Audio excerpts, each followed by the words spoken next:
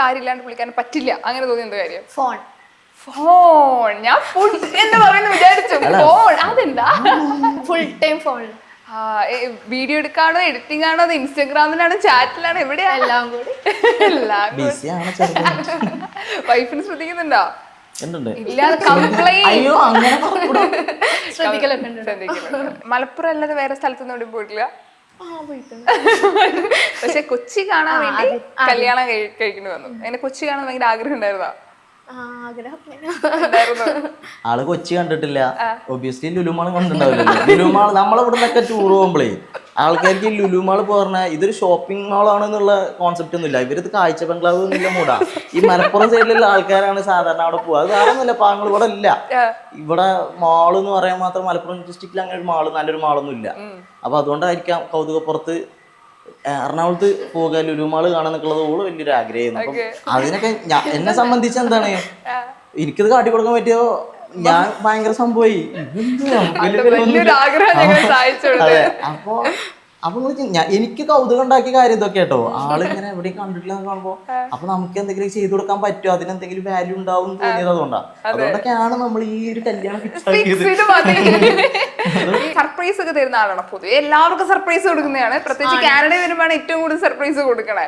അതുപോലെ എപ്പോഴും സർപ്രൈസ് തരുന്ന ആളാണോ? എന്തൊക്കെ സർപ്രൈസ് തന്നിട്ടുണ്ട്? പുറത്തറിയാൻ പറ്റില്ല. അടുത്ത് 2 ദിവസം മുമ്പ് ഒരു സർപ്രൈസ് വന്നു. എന്തായിരുന്നു? കാനഡയിൽ പോവാന്ന് പറഞ്ഞിട്ട് വീട്ടിൽ നിന്ന് പോയി. അന്ന് വന്നില്ലല്ലേ, പിറ്റേ ദിവസം നൈറ്റ് തിരിച്ചിങ്ങോട്ടെ വന്ന് പോയില്ല എന്ന് പറഞ്ഞിട്ട്. അതെന്താ നടന്നതെന്ന് വെച്ചാൽ ഞാൻ ലീവ് എക്സ്റ്റെൻഡ് ചെയ്തു എന്ന് പറഞ്ഞല്ലോ. ഈ എക്സ്റ്റെൻഡ് ചെയ്ത വിവരം എനിക്കും എൻ്റെ ഫ്രണ്ട്സിനും മാത്രമേ അറിയില്ലായിരുന്നു. ഇത് വീട്ടുകാർ അടുത്ത് ഞാൻ പറഞ്ഞിട്ടില്ലായിരുന്നു. കാരണം അത് നമുക്ക് പെട്ടെന്ന് കിട്ടിയൊരു ലീവാണ്.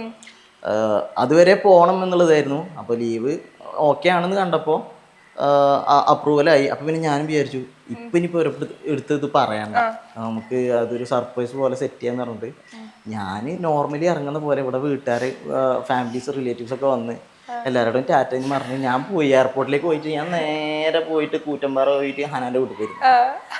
അവിടെ പോയിരുന്ന് ഞാൻ പിറ്റേന്നാണ് തിരിച്ചിങ്ങോട്ട് വരുന്നത്. അപ്പൊ ഇവര് ഞാൻ വന്നിറങ്ങിയിട്ട് എന്താ ഫ്ലൈറ്റ് മിസ്സായോ, എയർപോർട്ട് ഇല്ലേ, എന്തൊക്കെയോ ചോദിച്ചു. അപ്പൊ ഞാൻ ഇങ്ങനെ എക്സ്റ്റെൻഡ് ചെയ്തെന്ന് പറഞ്ഞു. അപ്പൊ അതൊരു വ്ളോഗ് പോലെ സെറ്റ് ചെയ്യുന്നുണ്ട്, അത് റെഡി ആക്കണം. അത് പിന്നീട് ഒന്നുമില്ല, പറ്റണ പോലെയൊക്കെ. നമ്മൾ ഭയങ്കര ക്രൂക്ഡ് ആവുമല്ലോ. നമ്മൾ വൺസ് ഇതിലേക്ക് സ്റ്റെപ്പ് ഇൻ ചെയ്ത് കഴിഞ്ഞാൽ എന്ത് ചെയ്യാന്നുള്ളത് ഇങ്ങനെ ചിന്തിക്കുമല്ലോ. എന്താ ഇപ്പൊ ഒരു സർപ്രൈസ് കൊടുക്കുക, അതൊരു സന്തോഷല്ലേ. ഈ സർപ്രൈസ് എന്താ പറയാ, ആ സമയത്ത് ഇവരെ മുഖത്തുണ്ടാകുന്ന ഒരു സന്തോഷം, അത് കാണാൻ വേണ്ടിയിട്ടാണ് നമ്മളിത് ചെയ്യണത്. അല്ലാതെ ഇപ്പൊ ഇതൊരു കണ്ടന്റ് ആക്കുന്നുള്ളതിന്റെ അപ്പുറത്ത് മെയിൻ സംഭവം അതാണ്, ഇവരൊരു സന്തോഷം കാണാന്നുള്ളത്. അതിനു വേണ്ടി ചെയ്യുന്നതാണ്. ഫ്ലോപ്പ് ആയതൊക്കെ